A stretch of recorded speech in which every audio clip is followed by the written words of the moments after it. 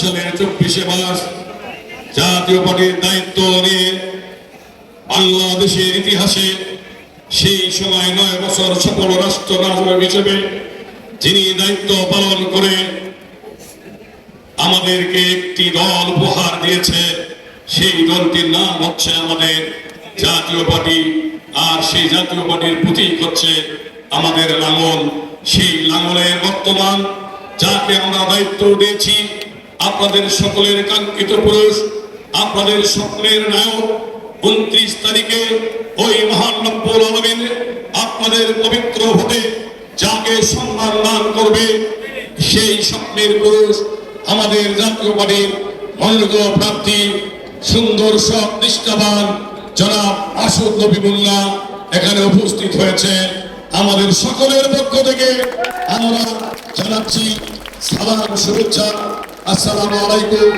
হিন্দু ভাইদের প্রতি রইল আদাব এবং অন্যান্য জাতিদের প্রতি রইল শুভেচ্ছা, অভিনন্দন। বন্ধুরা আমার, আজকে বাংলাদেশের রাজনীতি, বাংলাদেশের সৃষ্টি, বিভিন্ন গণ আন্দোলন, ৭১ আন্দোলন সহ যত মুক্তিযোদ্ধা শহীদ হয়েছে এবং জাতীয় পার্টির যত নেতা কবরবাসী হয়েছে, এই অঞ্চলের যত নেতা কবরবাসী হয়েছে, বিশেষ করে ৭১ যুদ্ধের স্বপ্নের নায়ক আমাদের বঙ্গবন্ধু এবং আমাদের প্রাণপ্রিয় নেতা সাবেক রাষ্ট্রপতি পল্লী বন্ধু সহ সাবেক যত রাষ্ট্রপতি বাংলাদেশের জন্য ত্যাগ স্বীকার করেছে, কবরে চলে গেছে, তাদের রুহুর মাগফিরাত কামনা করছি।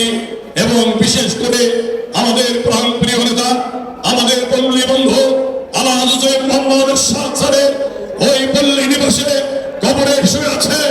আমরা ইনশাআল্লাহ 29 তারিখে আমাদের সকলের পবিত্র আমানত মহান রব্বুল আলামিনের পক্ষ থেকে যে নিয়ামত লাভের বার্তা দিয়েছে, আমি মনে করি ইতিমধ্যে আপনারা নিয়াত করে ফেলেছেন আগামী 29 তারিখে লাঙল প্রতীকে ভোট দিয়ে মুন্না সাহেবকে বিজয় হয়ে আমরা মুস্তাফিজুর রহমান মুস্তফা সাহেব সহ এসএম আজিজ সাহেব সহ ওই পল্লী নিবাসে গিয়ে ওনার জিয়ারত করব।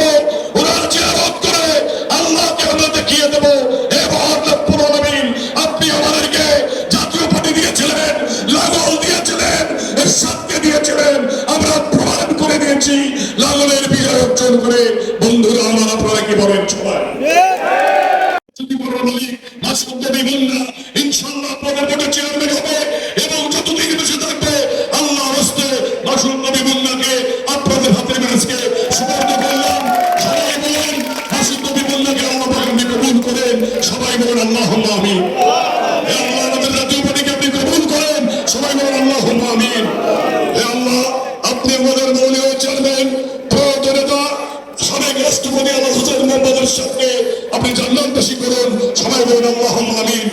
এবং আমাদের বর্তমান নেতা জিএম কাদের মহোদয় হায়াতে তয়্যবা দান করেন। সবাই বলেন আল্লাহুম্মা আমিন। বন্ধুরা আমার, আমি আর বক্তব্য বাড়াবো না।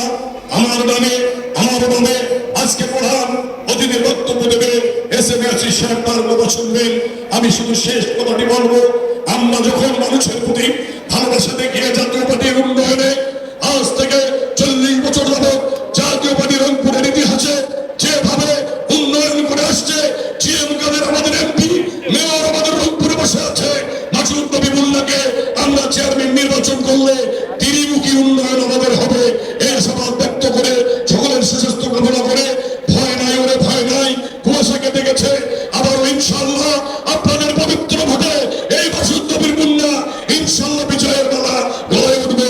ইনশাআল্লাহ সবাই ভালো থাকবেন। ধন্যবাদ সবাইকে।